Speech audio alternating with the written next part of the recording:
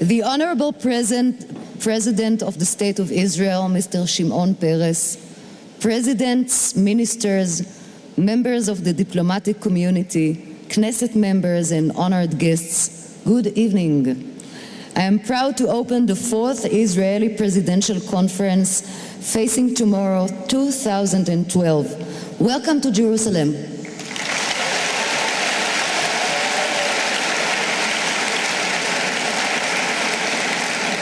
The evening will be conducted in Hebrew with integrated selections in English for the benefit of our honored guests from abroad. ועידת הנשיא מתקיימת השנה זו הפעם הרביעית. גם השנה לוקחים בחלק מנהיגי עולם, הוגי דעות ואנשי מעשה, משוררים ומדענים, אומנים ואנשי דת, אנשי משק ויזמים, וגם נציגים מדור המנהיגות הבא, צעירים מבטיחים, עתירי כישרון ומקוריות.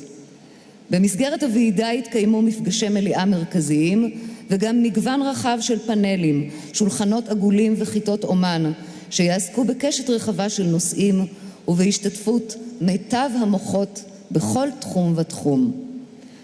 השנה שלפנינו עמוסה באתגרים. לאן מועדות פני המזרח התיכון? האם המשבר הכלכלי העולמי יעמיק או יפנה מקומו לשיקום ופריחה? מה יעלה בגורל המחאה החברתית שסוחפת את העולם כולו? האם נצליח לרתום את הפיתוחים המדעיים והטכנולוגיים ליצירת עתיד טוב יותר? וכמובן, כיצד ישפיעו כל אלה על גורלם של העם היהודי ושל מדינת ישראל? כיוון שסוגיות אלה נוגעות בתחומים רבים ומגוונים, הן מציבות אתגר מנהיגותי מורכב ביותר. ועידת הנשיא הרביעית תעסוק בסוגיות אלה לא רק כדי לאפיין את האתגרים, אלא גם כדי להציע דרכים לגיבוש מחר טוב יותר לישראל, לעם היהודי ולאנושות כולה. לפתיחת הערב אני מתכבדת להזמין את יושב ראש חבר הנאמנים של ועידת הנשיא 2012, מר פיליפ אמון. בבקשה.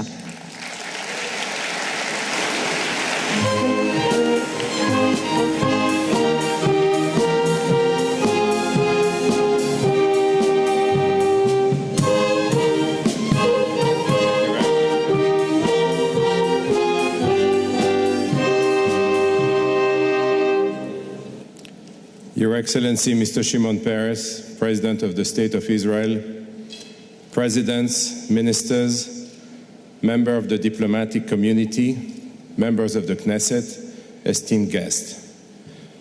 Dear Mr. President, it is a great honor and privilege to open the 4th edition of the Israeli Presidential Conference. Thank you so much for asking me to do so.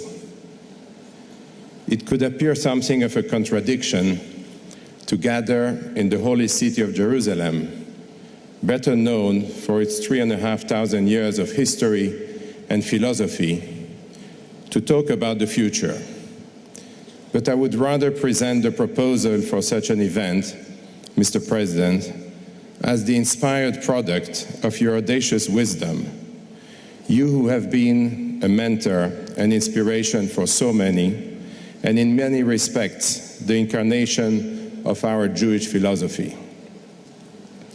Our philosophy, which has always taught us that reinventing ourselves is a way of building the future, it has also taught us that fostering diversity is a way of avoiding adversity. That is what we will follow during the next 3 days, where we will have the privilege to listen and debate with the best and most diverse scientists, economists, philosophers, and community leaders. The diversity of cultures, geographies, spiritual faith represented here through the more than 4,000 participants from more than 20 countries from the 5 continents, and who are all eager to understand how tomorrow will look like.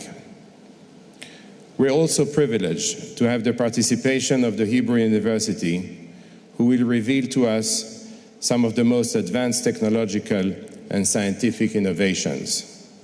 Some of them will revolutionize everyday life. We will see how science transcends borders and drives progress, even if we cannot always predict in advance what form it will take. New discoveries create new opportunities, but also new responsibilities.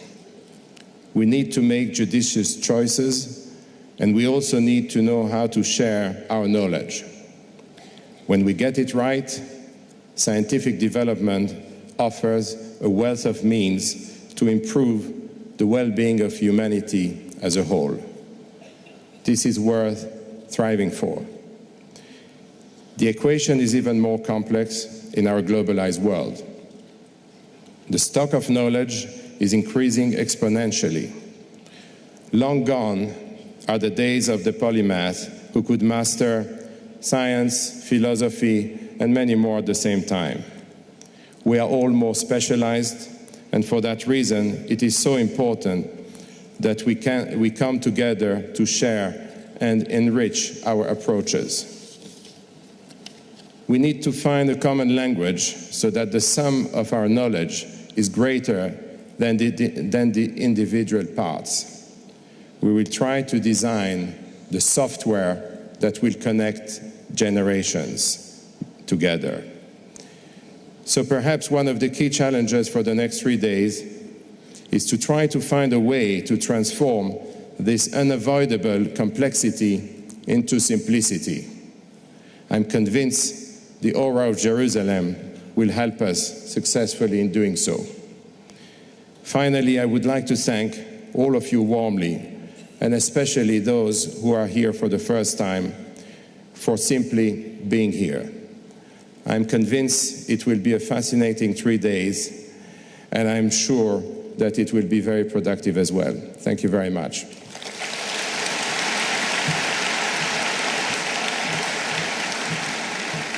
And thank you, Mr. Philip Amon.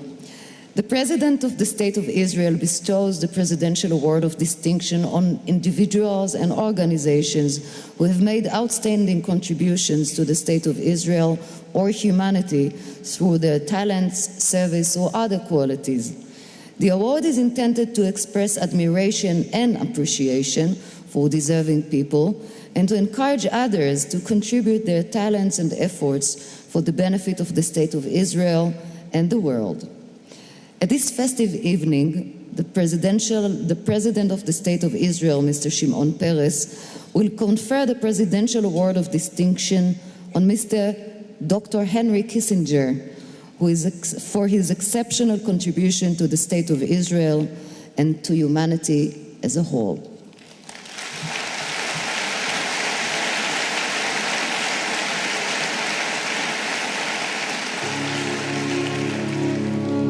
This is the story of Henry Kissinger, statesman and authority on international relations.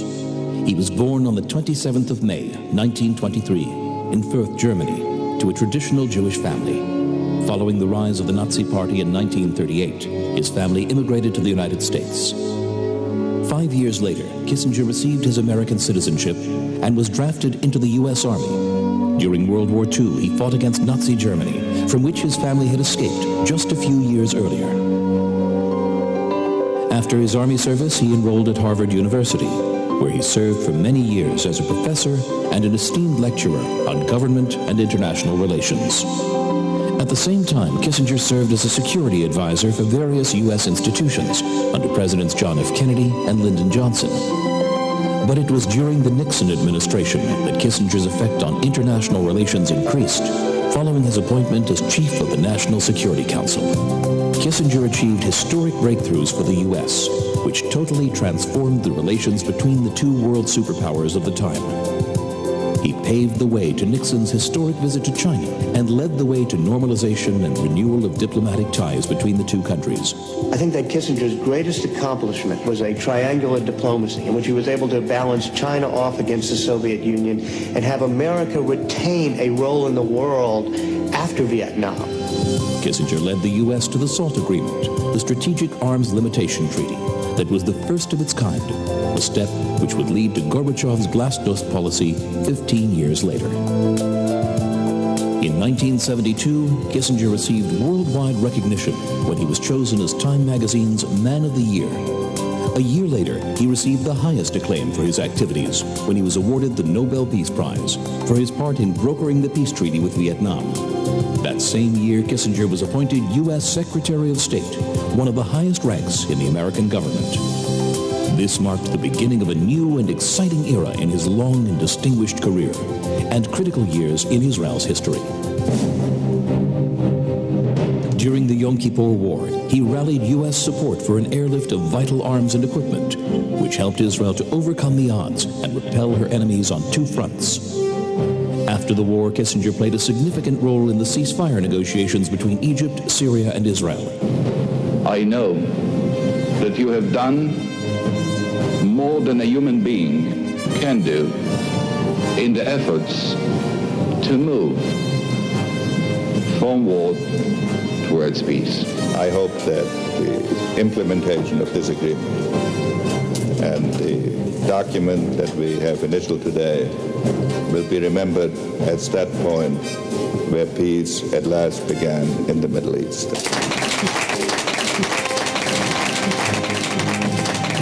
Kissinger accompanied Israel through some of its greatest moments. Professor Shlomo Avineri wrote about him. Henry Kissinger is a unique example in global diplomacy. Nearly 30 years after leaving his official duties, he is still an oracle in this field. And his words in international conventions, in news articles and commentary receive unprecedented attention. I have had the honor of living through this period, and I've had the opportunity to participate in some of the key decisions. With his wisdom and personal charm, he made sure that leaders and countries looked beyond the walls of hostility and fear to bravely strive towards peace. And for this, the world is forever grateful.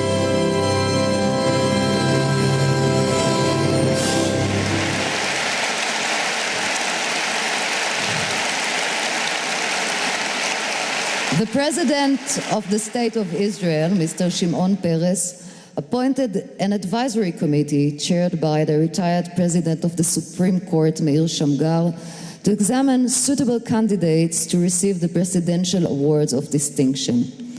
The committee's resolution reads, Henry Kissinger is an outstanding example of a statesman endowed with long-range perspective, creativity, and vision.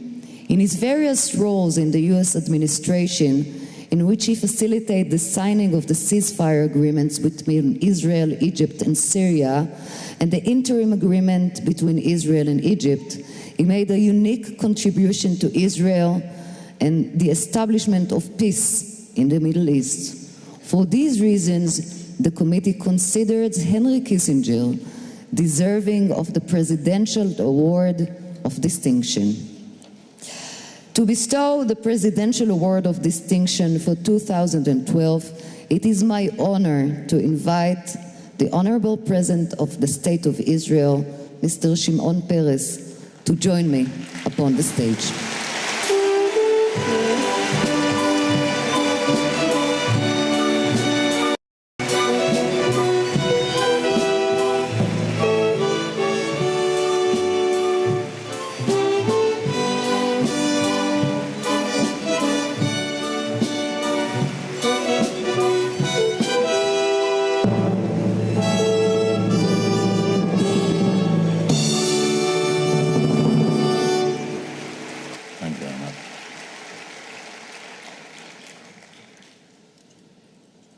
The President of the Convention, Philippe Hamon, the Presidents of two beloved countries,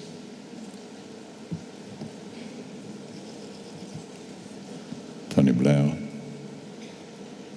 dear Henry, friends, before I shall say a few words, I want to say in Hebrew, ביום האחרון הנגב היה תחת אש של טילים. לא פעם ראשונה, גם הפעם, אנשים עמדו בגבורה ליבנו איתם. ואף על פי שאנחנו דנים על המחר, כולנו מגויסים לדאוג שהשלום יבוא לנגב גם היום.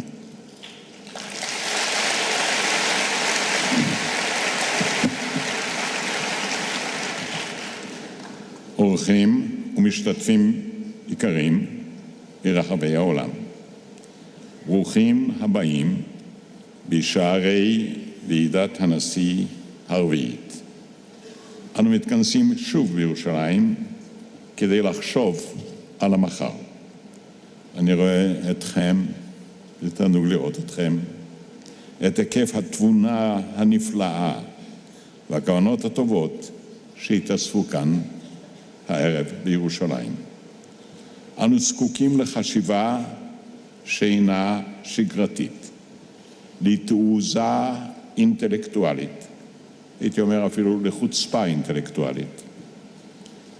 אל נרתע לשאול את השאלות הקשות, ואל נחשוש להציע פתרונות שאינם ברפרטואר המקובל. אני מודה לכם על בואכם לירושלים, ואני מאחל לכם דיונים קונסטרוקטיביים. כאשר אנחנו דנים על מוסדות ועל מוחות מבריקים, על יכולת אדירה להטמיע את לקח ההיסטוריה האנושית אל תוך משנה מדינית סדורה וישימה, להפוך את החזון למציאות, יש ללא ספק איש אחד שנמצא כאן איתנו הערב, שכבר עשרות בשנים עומד בפסגת המאבק למען השלום, למען האנושות.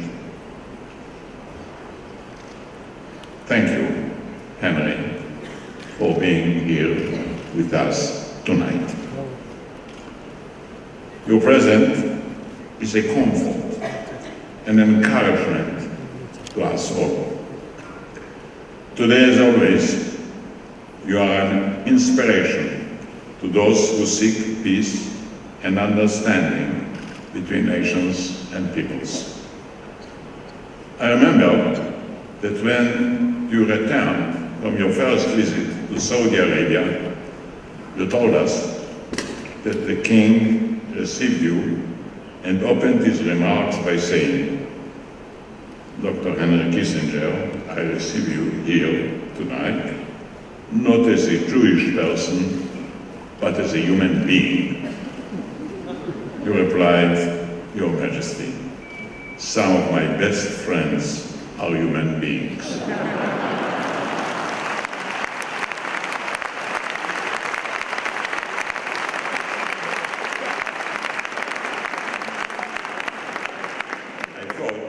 You answered the unanswerable question, who is a Jew? And your answer is, being Jewish means to be a friend of all human beings without distinction.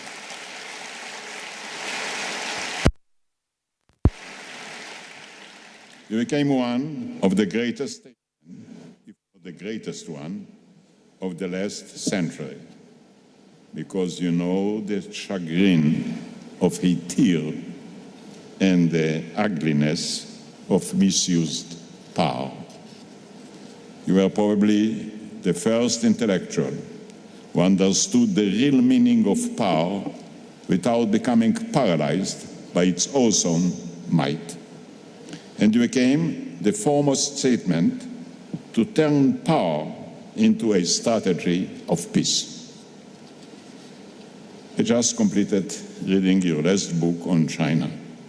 It is a literary masterpiece. You made us understand the newest superpower of our time. Your writing history became making history. And once you became the master diplomat of our time, we understood better our past and our anticipated probable future. In the wake of the Yom Kippurim, vis-a-vis the Soviet Union, which was at that time unfriendly to Israel, and it served as a menace to our security. You stopped it, and not only that, but you brought Egypt and Israel to the path of peace, the first peace in the history of Israel.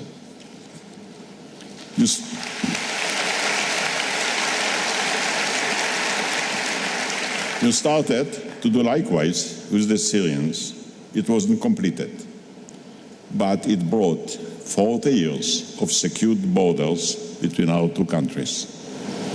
You helped in opening the doors for Jewish exodus from the closed communist circle.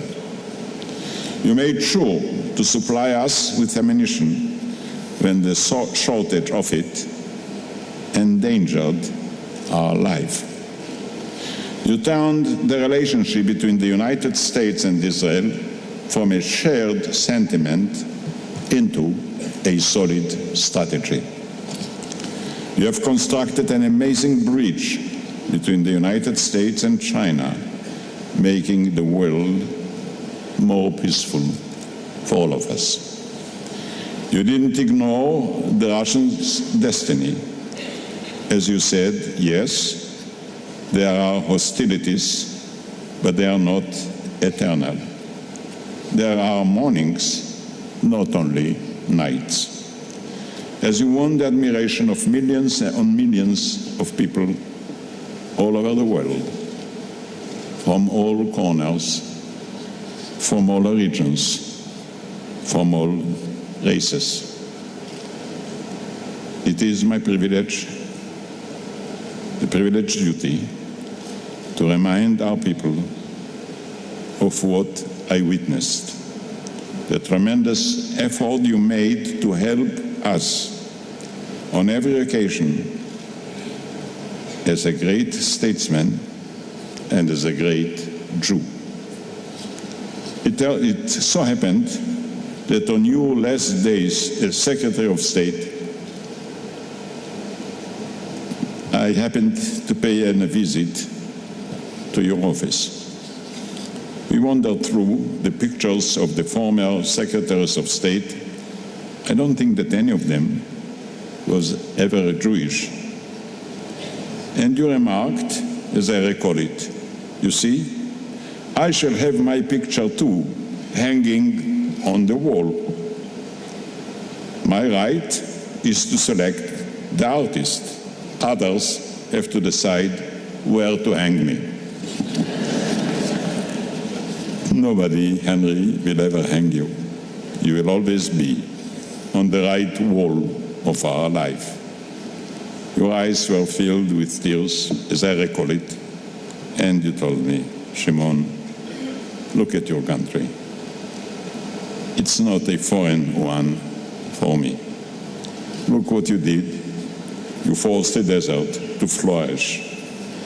You took a tiny piece of land and you made it yield 10 times more fruits and vegetables than any other land. Israel was attacked many times, outgunned, outnumbered, yet nobody was able to overpower you. You build your own tanks, your own missiles, and even something in Nimona. You stood by our side in times of danger and hostility, and with unmatched wisdom, you dispersed menaces and gave peace a realistic chance. I don't need any history book to remember it. I witness it with my own eyes. Henry, I'm about to present you with the Israeli highest distinction. I'm honored and moved to do so. This award, while being delivered through my hands, comes from the hearts of my people.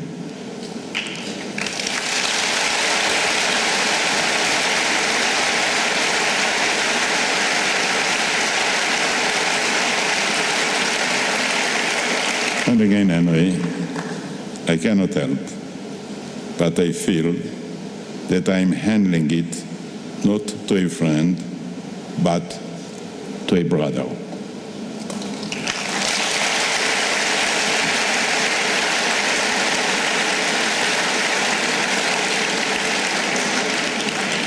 Ladies and gentlemen, as it was said, the decision to give the first medal to Henry Kissinger was done by committee, presided by our Chief Justice, including a former president, a rabbi, representing the real walks of life, anonymously. You deserve it. God bless you. Thank you.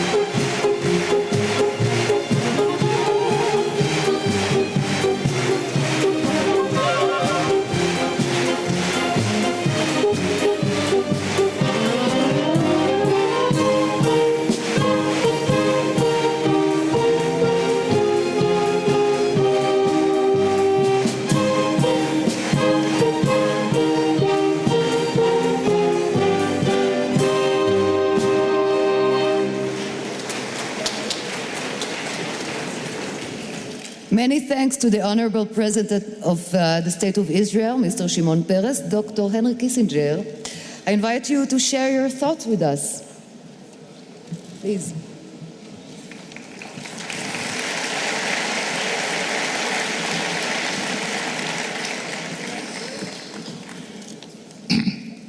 Shimon and friends, it is unusual for an 89-year-old man to say that I wish my parents could be here.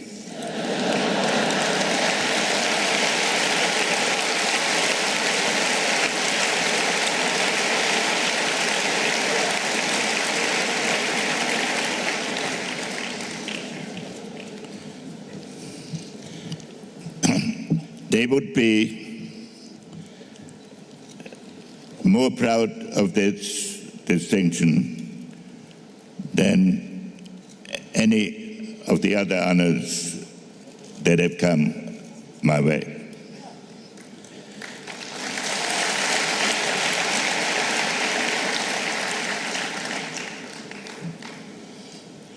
I have had the privilege to serve as Secretary of State of a country that gave my family refuge when the Nazis dominated Germany. And for all of us who have lived through this, we know the dangers hatred and of discrimination in this world. It was my good fortune to be able to contribute a little bit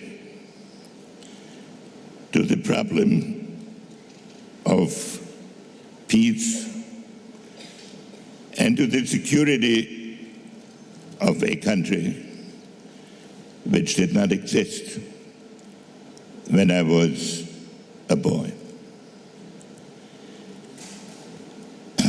The task of any leadership is to take its people from where it is to where it has never been. And the leaders of Israel through these decades have accomplished a great deal. I met Shimon in 1962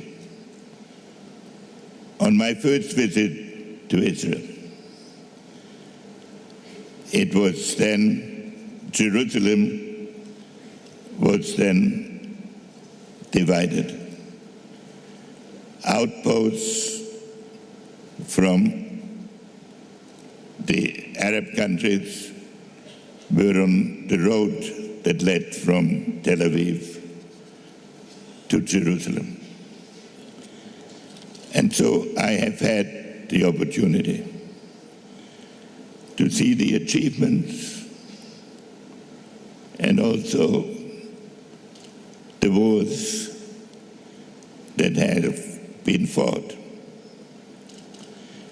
And now you have honored me at a moment when the world is again in great turmoil.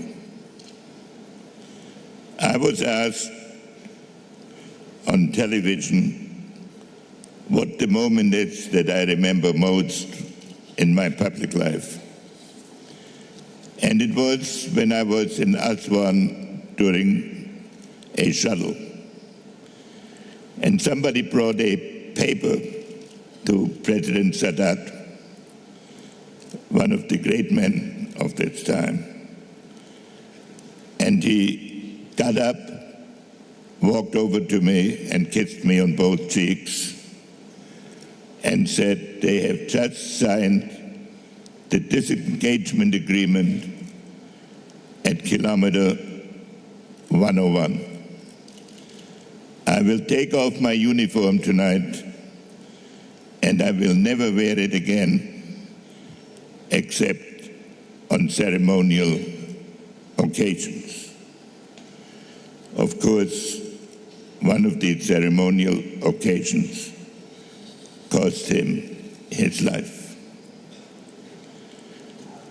When one has seen these decades, and when one looks at history, one realizes that in order to have peace, there must be two elements. One, there must be justice. That is, the people concerned must feel that they are living in a world that meets their essential needs. And there has to be equilibrium so that the strong cannot dominate the weak. That is our challenge today. And it is at a strange moment because we find that the nation state on which the European and international politics have been based is in the process of disintegrating in in many parts of the world. We see that new countries are emerging. We have to deal with an emerging superpower in China, which has a different perception of history and a different perspective of the future than the one to which we are used.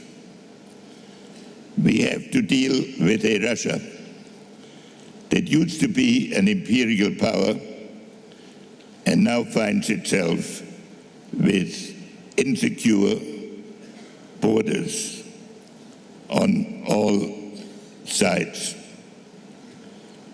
And we deal with the Middle East that is in the midst of uprisings. It is the essence of all the revolutions that they begin with resentments and that they then have to find a positive direction in which to evolve. And this is the case of all the countries that are now bordering Israel.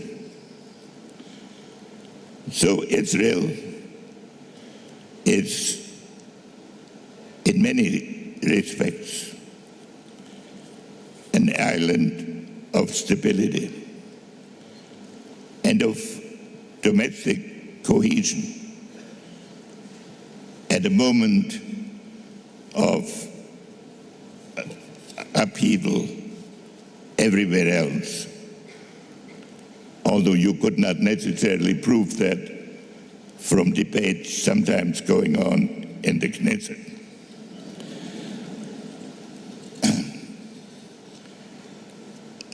So in this world, how does one achieve both justice and equilibrium? There are now negotiations going on about the military nuclear program in Iran. And the question is, at what point one concludes that negotiations have reached their limit. It is not a question that should be answered unilaterally. The fact is that the members of the Security Council have stated for 10 years that a military nuclear program in Iran is unacceptable.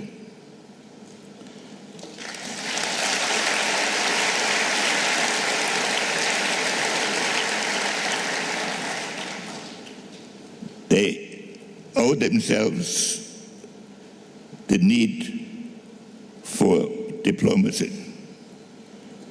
But also a point will be reached at which they have to define what they mean by unacceptable and how that should be implemented.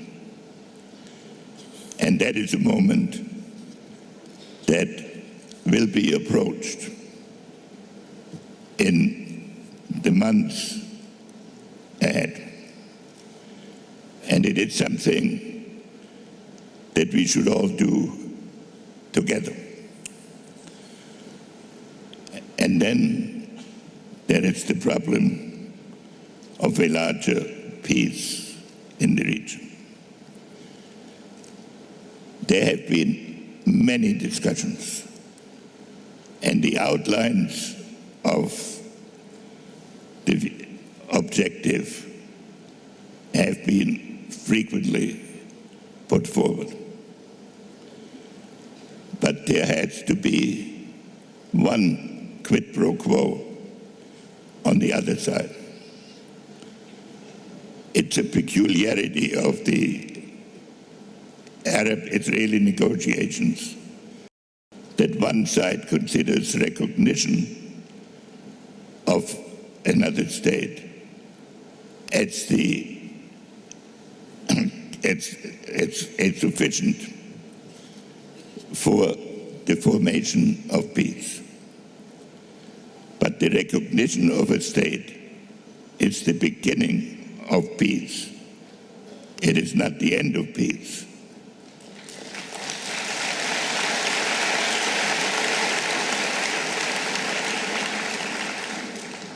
Everybody knows the sacrifices that Israel has made and is prepared to make for peace. But the other side has to give some content to what a peaceful world would look like.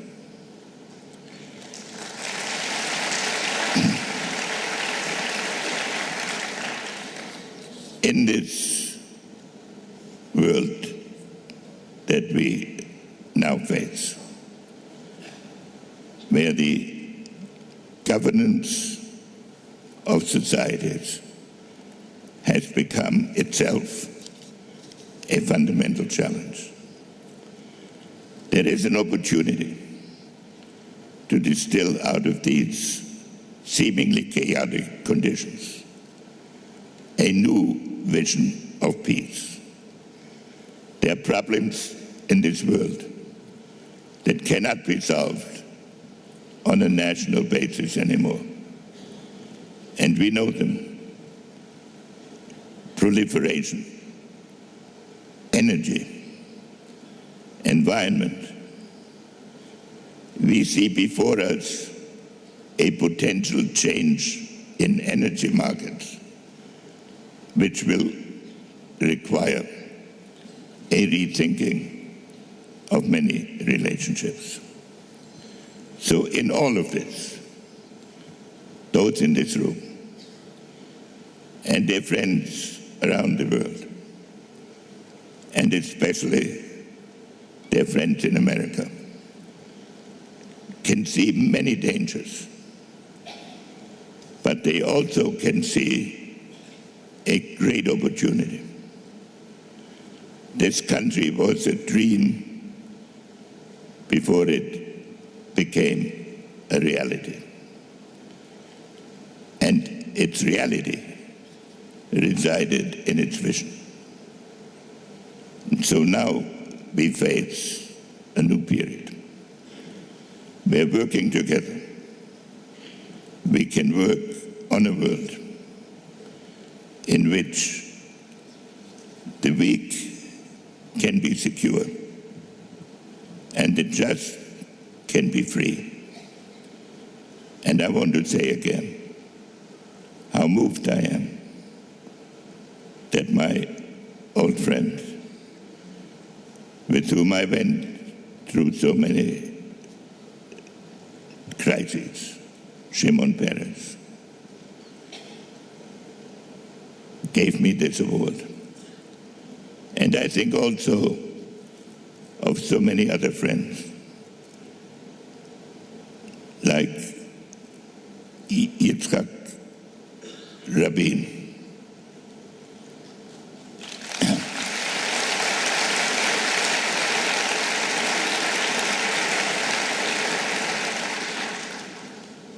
and Golda, and Moshe Dayan, and Igal Alon, but I would be here all night if I mentioned all my friends. But there was a very poignant moment when Rabin was Prime Minister, when he had to go to visit a woman whose husband had been killed on the last day of the 1973 war. And this was when Rabin was prime minister in the 90s. And after the Oslo agreement, and her son was in the special forces, and he had extended his stay. And then on a mission to rescue a kidnapped girl, he was killed after his service was already over. And I called Yitzhak and I said that in the end, that all of this will serve a cause in which you will at last bring peace. But Yitzhak was not a man of many words. He said, "We shall see." And that's our task now, to finish this effort and to fulfill the vision. Thank you very much.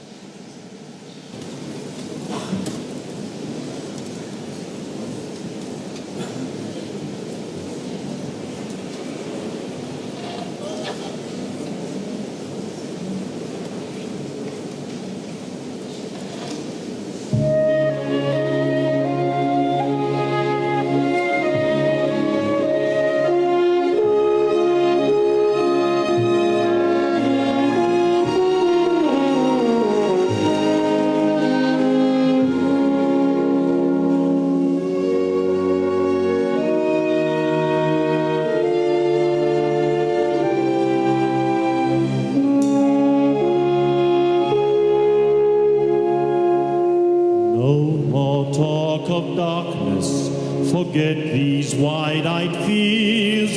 I'm here, no one will find you. Your tears are far behind you. All I want is freedom, a world with no more light, and you always beside me to guard me and to guide me.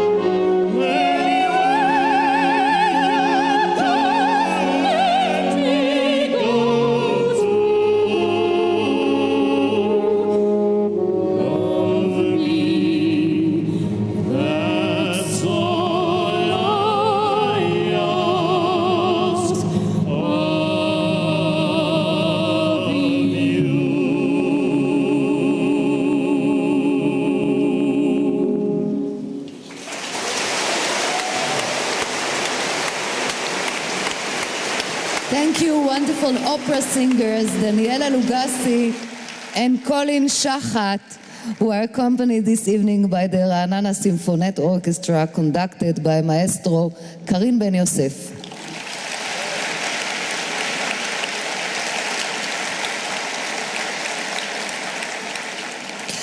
Our next speaker is a close friend of the State of Israel, as well as President Peres. The friendship began many years ago. In 2003, he was awarded the Congressional Gold Medal. In 2009, U.S. President George Bush awarded him with the Presidential Medal of Freedom. The same year, he was also awarded the Dan David Prize for present leadership. He is the official envoy of the Quartet to the Middle East. Distinguished guests, please welcome the 52nd Prime Minister of the United Kingdom of the Great Britain and Northern Ireland, Mr. Tony Blair.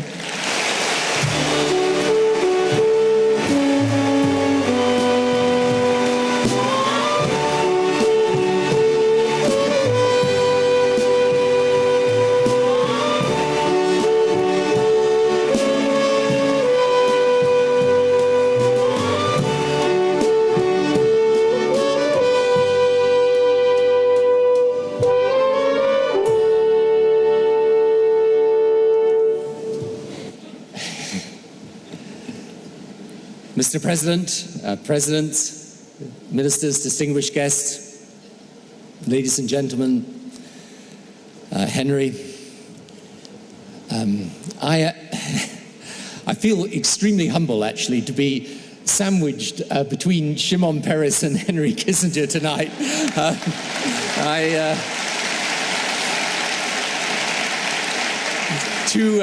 Two absolute giants, two of my personal heroes, two living legends. I suppose, though, it is great to feel like the young thing again.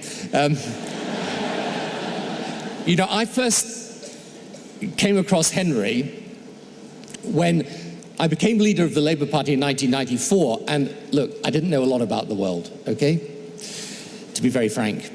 And I asked a very senior policy advisor, you know, what should I do to educate myself? He said, there's only one answer. He said, you've got to see Kissinger. I said, all right, Kissinger, really? He said, yep, 40 minutes of Henry is worth an entire degree course in international relations at Oxford. He said, particularly in your case. He said, ask him the broadest of questions, he'll give you the most precise of answers. So I saw Henry. I welcomed him in to the leader of the opposition's office, and I said, so, Dr. Kissinger, tell me about the world. And he did. Henry, there's no one quite like you. I doubt there ever will be, and it's an absolute honor to be with you here this evening.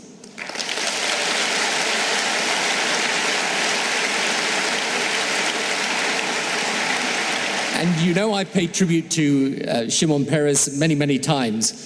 What I always reflect upon with Shimon was that he was there when I came into office. He was there when I left office. He's still there now. I actually worked out, I worked out, Shimon, that you were a minister before I was born.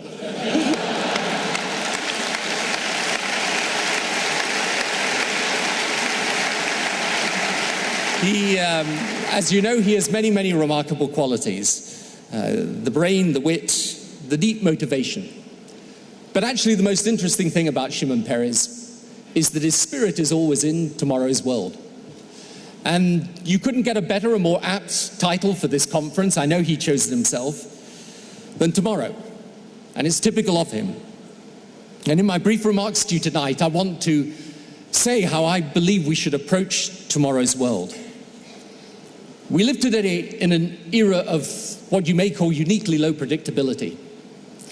And one of the things that I learned that was very irritating as Prime Minister was that unfortunately the crises don't come sequentially. So it would be nice if the financial crisis happened and you dealt with it before the Middle East erupted. But it doesn't happen like that. It comes together. And added to those changes are the major trends of change in our world today. the rise of the East, in particular the rise of China, technology, its scope and its pace and its range, the social media, which is itself, I think, a revolutionary phenomenon. And all of this change can shake our self-belief, us, the West. The financial crisis can shake our faith in markets. The new terrorism based on a perversion of religion presents us an enemy that confuses our military might. And so we ask, in this world of change, the 20th century belonged to us, but will the 21st century, will tomorrow belong to another? And my message to you tonight is very simple. It's that actually, despite it all, we should have confidence. However obscure the path to tomorrow may seem, the world is still moving our way. Our politics has its challenges, but there is no better system than democracy, where most of the time politicians are more scared of the people than the people of the politicians.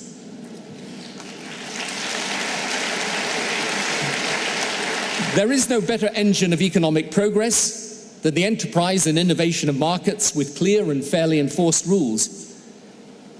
And there are no better guardians of human progress than the free and open societies that we believe in.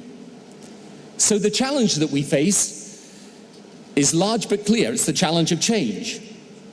This is a world with its finger on the fast forward button. And so we have to change with it, not to abandon our way of life, but to renew it. Now, I could talk about many things: the economic crisis, the Eurozone. We have to reform our banking system. We have to reduce our dependence on carbon. We have to reform the social model which grew up in the post-war years. But tonight, in these brief remarks, I just want to focus on one thing and one thing only, and that is this region. And I want to make 4 brief points about it. And the first is to the international community, and to the West in particular, to America and to Europe. I understand why, with the financial crisis occupying our minds, we may become tired of problems in different parts of the world. But I believe we have no option but to stay engaged with this part of the world and stay strong in it. These Arab revolutions, we know the issue is not how they begin, but how they end. And our interests are intimately bound up with that ending. And Iran is not only Israel's problem. We too have huge motivation in halting their advance to nuclear weapons capability, and we must have the will to prevent it, to say it, and to mean it.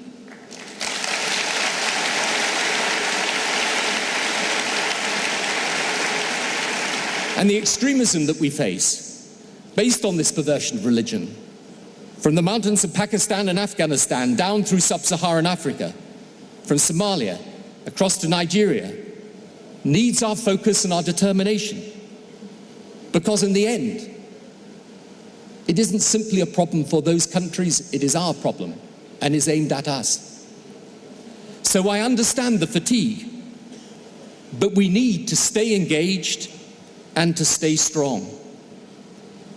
And our attitude should be that here in this region, where there has not been revolution, we should support evolution. And we should do that now, because the status quo will not hold. What are we learning in this region? That where governments stay in power but don't deliver for their people, the people in the end revolt. But what also are we learning?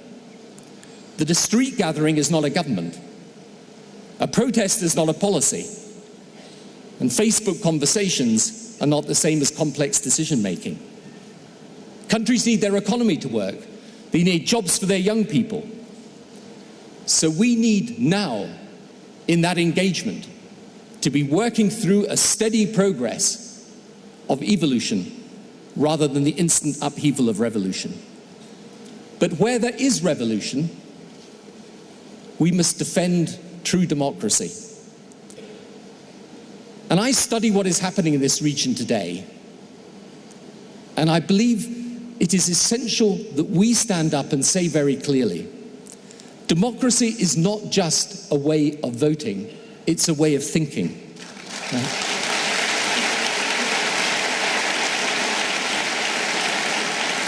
It's not just a technical system of deciding a government. It's actually an attitude of mind that determines the future. It's not simply about the freedom to vote, it's about freedom of expression, of free media, and it's about freedom of religion.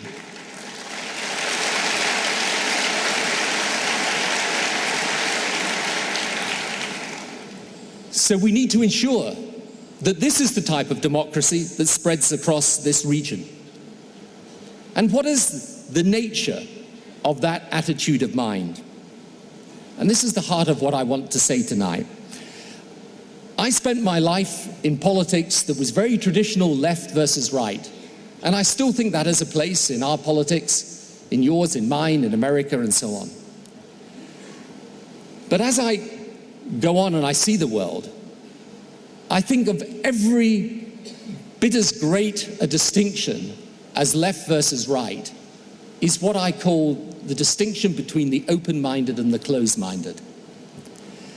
And I look at immigration and the way the debate is conducted in Europe today, and I know we need proper rules. But I look at what immigration has done for our societies and our countries, and I never want to see us end up with an anti-immigrant frame of mind. I see huge pressures on economies, but I know that open trade is better than protectionism. And I believe that in a world of globalization, which is pushing people together, however strong our own religious faith is, we must never disrespect the faith of others.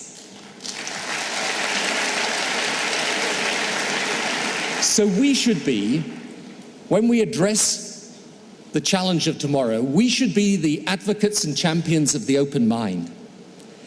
And that, of course, is in part what founded this state of Israel. It was founded in part in flight from the hideous prejudice of a closed mind. And it has built itself today into this extraordinary country by embracing the open mind. I think of Israel at its best, its creativity seen in its technology, its principles seen in its respect for the rule of law, its civilization reflected in the art and culture that is so vibrant here. And it is that mind too, that open mind, that has led successive Israeli governments and leaders on the search for peace. And I know it is difficult right now and challenging, but I do believe that a lasting peace with a secure state of Israel and a viable state of Palestine is a profound Israeli strategic interest as well as an interest of the world.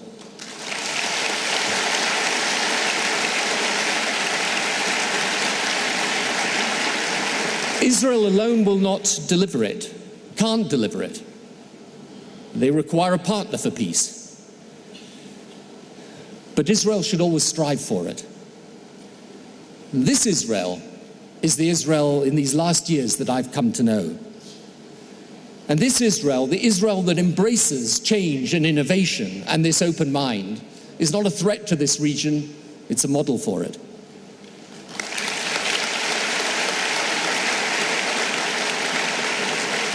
And this is what defines the best of our civilization.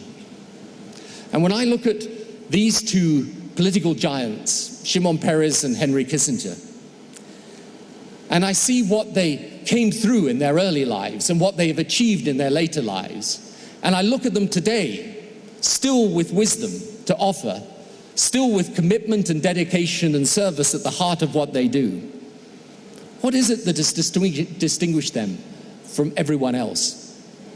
Yes, of course, their brilliance and their education.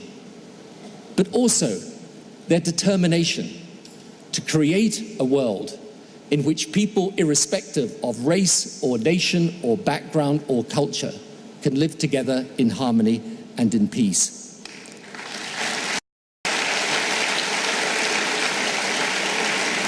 So my plea at the start of this conference, focused on tomorrow, is for us to recognize that in this region, with this turmoil and upheaval all around us, this is the moment for those that believe in the open mind to stand up, to be counted, to have the self-belief and self-confidence to bring that message across this region and across this world. And there could be no two better representatives of that than Shimon Peres and Henry Kissinger. Let me conclude actually by some lines from the poet Longfellow in 1825. He went back to give the 50th anniversary oration at his college class. And so he was addressing people who were well on in years. And he pointed out to them in the course of this wonderful poem that Cato had learned Greek after the age of 80, and Goethe had completed Faust after the age of 80. And he went through a whole range of people in their 80s and 90s who'd done great things. And then he ended with these words. He said, "For age is opportunity no less than youth itself, though in another dress. And as the evening twilight fades away, the sky is filled with stars, invisible by day." I'm here tonight, still in an active role in this region. And sometimes I have to tell you it's quite challenging. But when I reflect on the challenge, I reflect on the contribution of people like Henry Kissinger and Shimon Peres. And I reflect that they too had their share of frustrations and challenges. But they kept going. And if the sky is filled with stars invisible by day, they are responsible for many of those stars that guide those that come after them. I am really, really proud to be here tonight and to pay my tribute to them, to thank Shimon personally for allowing me to make this address to you. It is a very humbling experience, but one I count as a great privilege and great honor. And when I look at them and I see them and I hear them, despite it all, I'm actually optimistic about tomorrow, and so should you be. Thank you.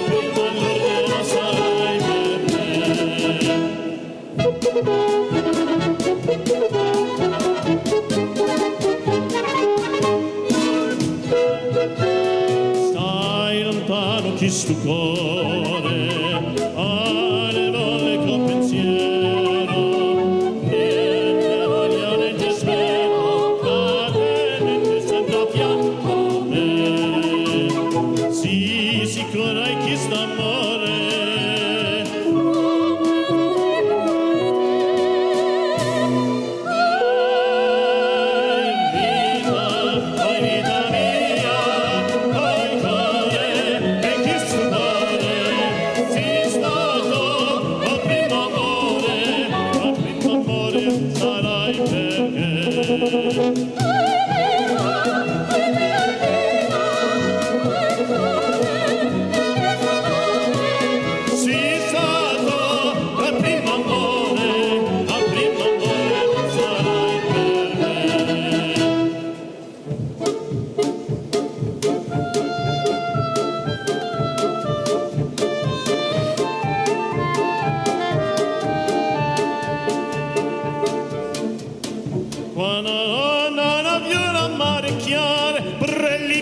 Che fanno l'amore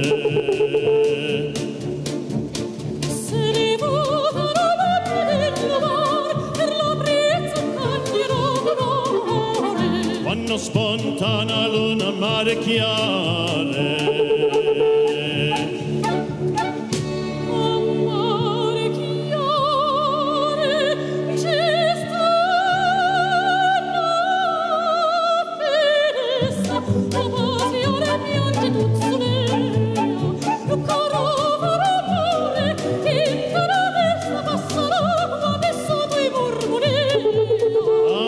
chiare c'è sta una finestra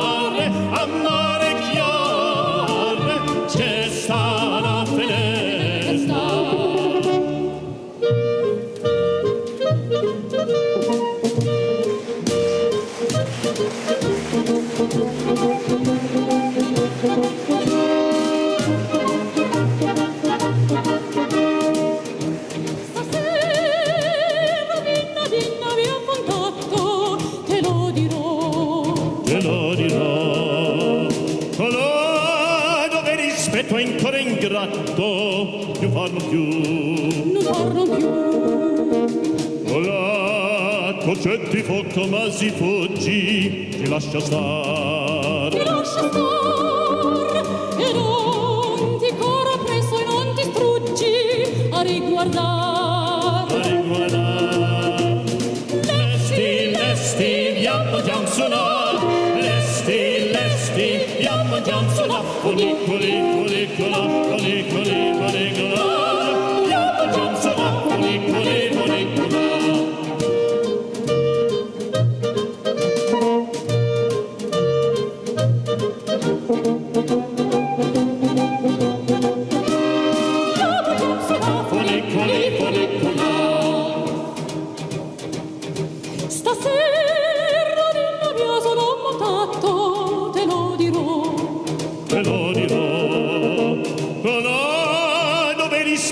ancora ingratto più far non può con la concetti foto ma si fuggi ti lascia star e non ti corro presso e non ti struggi a riguardare lesti viamo giansona lesti viamo giansona colicoli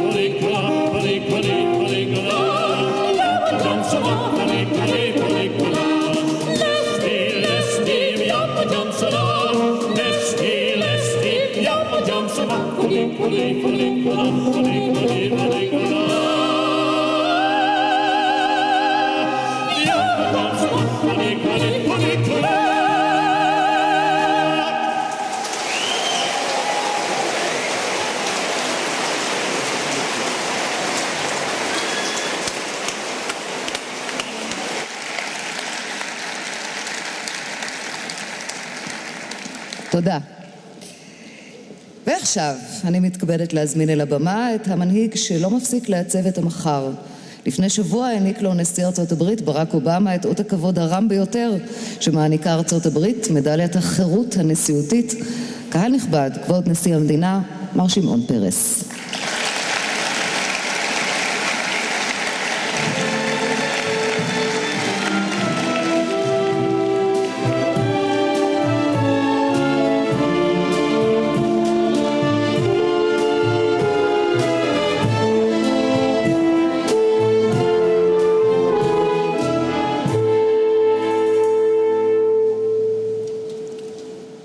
Thank you, Tony, for your brilliant remarks. Maybe we are visible stars, but only during the night. But you are a visible sunshine during the day.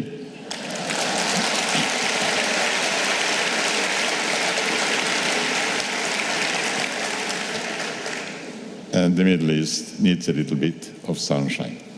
Thank you so much. נכבדיי, רבותיי, ידידיי, אני צריך לומר כמה דברי פתיחה בוועידה. המזרח התיכון סוער, התהליכים שמתרחשים מול עינינו אינם נעצרים. ועל כן עבורי המתנה פסיבית עד שהאבק ישקע איננה אופציה. המחר מרגש ומסקרן אותי כל חיי. רק המוח האנושי מבורך ביכולת לדמיין מציאות שעדיין לא קיימת. לדמיין את המחר. ההיסטוריה אינה אבק, אלא רוח שאינה פוסקת מלנשוב. רבותיי, המזרח התיכון עדיין רוגש. הצעירים שהניעו את המהפכה טרם השיגו את מטרתם, שהם חופש, תעסוקה, ניקיון כפיים. צעירים אלה מהווים 60% מאוכלוסיית המזרח התיכון. איש לא יכול להתעלם מהם ומעתידם. האביב הערבי אינו בהכרח חורף ישראלי. האביב של נעורים הוא ברכה לכולנו. אנו מוכנים להטות כתף ולתת יד להצלחתם, לא מתוך התנסות, אלא מפני שאנו חפצי חופש. אנחנו למדנו לראות את גודלה של הדמוקרטיה. אי-הוודאות הינה חלק מחיינו. הנטייה לחכות בעיניים עצומות עד יעבור זעם היא נאיבית.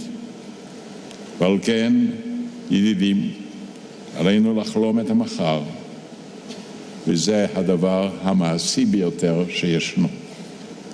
מה שדרוש הוא תעוזה הדרושה להכריע גם במצבים של אי-ודאות.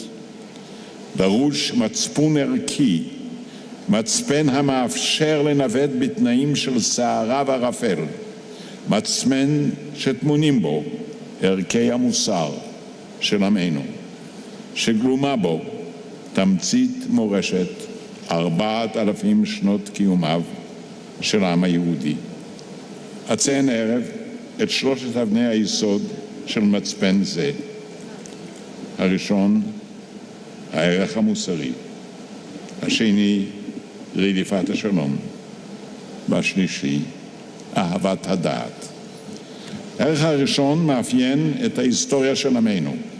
העם היהודי שרד 4,000 שנות היסטוריה לא בגלל גודלו המספרי או עוצמתו הצבאית, אלא מפני שנשא בליבו את 10 הדיברות. ילדי ישראל נולדים אל תוכנות של הנביאים, לעשות צדק, לא לפגוע ביתום, באלמנה, בחלש, בזר. כמה חודר לב חזון נביאי ישראל וכמה אנושי הוא בביטוייו.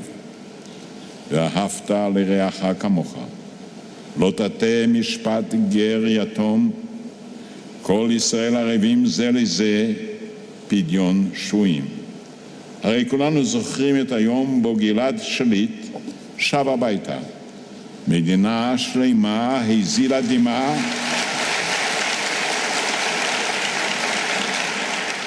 דמעות של שמחה, גם כאשר ההכרעה הייתה קורעת לב. ידידים, ההכרעה מחייבת נחישות ונדיבות, אומץ לב וענווה. היהירות היא יועץ רע, השמחה לעד היא רישות. בנפול אויבך אל תשמח. אבן היסוד השנייה היא רדיפת השלום. השלום הוא משאת נפשנו, גם האסטרטגיה המעשית שלנו. בתנאים של שלום אין גבולות לאפשרויות הפתוחות בפניה של ישראל לשגשג ולתרום. השלום יביא לביטוי מופלא את מאגר הכישרונות האדיר הקיים בארצנו. הוא רוצה לתרום, לא רק לשגשג לעצמו. עבורנו החתירה לשלום היא מימוש צו מוסרי יהודי עליון, אך הוא גם אינטרס חיוני, מרכיב מכריע בתפיסת חוסנה של מדינת ישראל. אין לשכוח כי כדי לעשות שלום, ישראל חייבת להיות חזקה. לא הייתי דוחף לפשרה היסטורית עם העולם הערבי אם לא הייתי משוכנע לחלוטין בעוצמתה של ישראל, גם להגן על עצמה וגם לשאת במחיר השלום. העיקרון של שתי מדינות לשני עמים הוא אינטרס ישראלי מובהק. זו הדרך לשמור על ישראל יהודית, דמוקרטית, אטרקטיבית.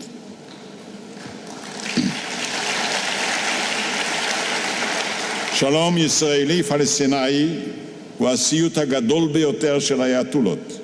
הוא החלום הרע ביותר של אויביה המושבעים של ישראל. אני מאמין שאפשר לחדש את המשא ומתן עם ההנהגה הפלסטינאית הנוכחית. נפגשתי בחודשים האחרונים מספר פעמים עם הנשיא עבאס ואנשיו. התרשמתי שכמונו הם זקוקים לשלום ורוצים שלום, מטעמים טובים שלהם.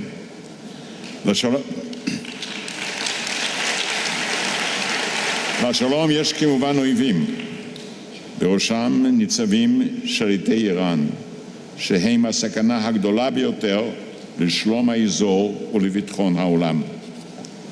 הנשיא אובמה מוביל עתה מהלך בינלאומי מורכב ונבון כדי למנוע את הסכנה הזו, קודם כל בעזרת מהלכים מדיניים וסנקציות כלכליות. אנו מקווים שמאמצים אלה יישאו פרי. לפני מספר ימים נפגשתי בארצות הברית לשיחה ארוכה עם הנשיא.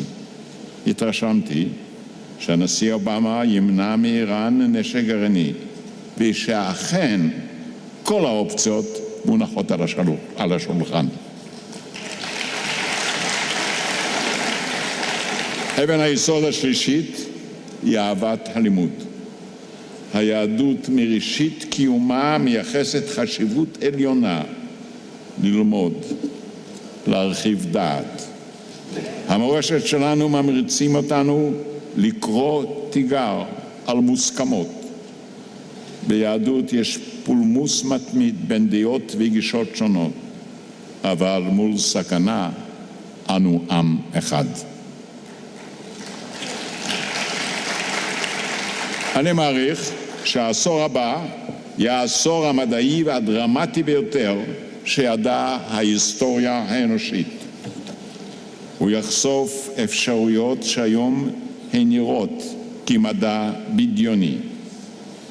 טבעי שבני עמנו יתלו בו תפקיד חשוב.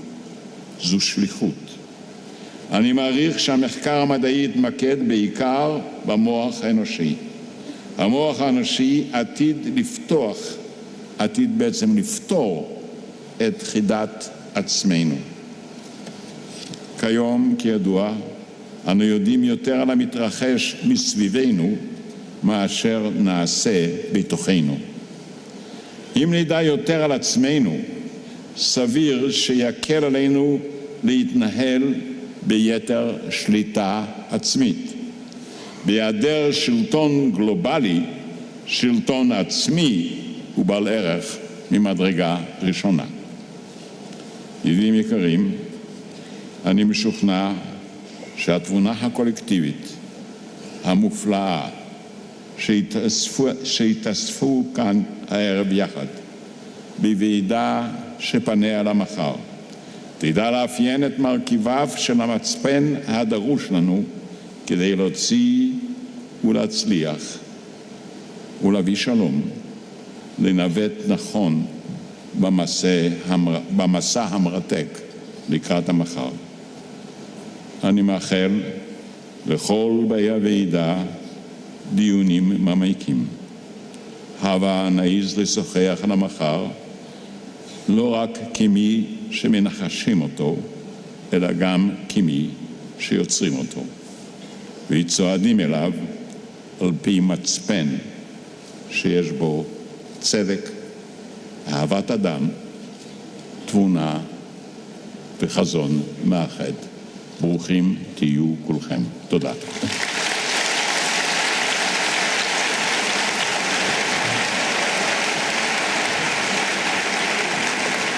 תודה לכבוד הנשיא. לפני סיום אני רוצה להזמין אתכם בחום להצטרף למשתתפים בוועידה, לפעילויות. נסו להשפיע ככל האפשר, כי היום יותר מתמיד מוכרחים להיות מעורבים כדי ליצור עתיד טוב יותר לילדינו. אז שתהיה לכולנו ועידה מוצלחת. נסיים את האירוע המרגש הזה בשירת התקווה. אני מזמינה את דניאלה לוגסי בקול נשחת, איתנו על הבמה סימפונט רעננה עם המאסטרו קרין בן יוסף, התקווה.